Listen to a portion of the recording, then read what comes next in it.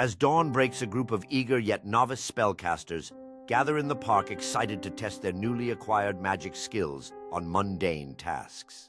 With a mischievous grin, the bard declares she will use prestidigitation to clean a picnic table, but accidentally turns it into a giant cake instead.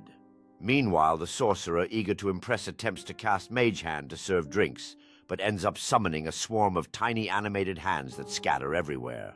In an attempt to help, the cleric tries to heal a friend's minor scrape with cure wounds, but mistakenly turns their hair bright pink instead. Desperate to reclaim some dignity, the druid decides to transform a stray squirrel into a cute new companion, but accidentally turns it into a much larger, mischievous bear.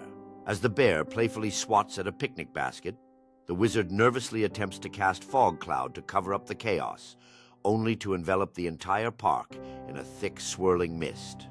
Amid the obscured vision, the bard's voice suddenly rings out, suggesting they use their combined magic to create a grand spectacle, leading to an unexpected explosion of colorful sparks instead.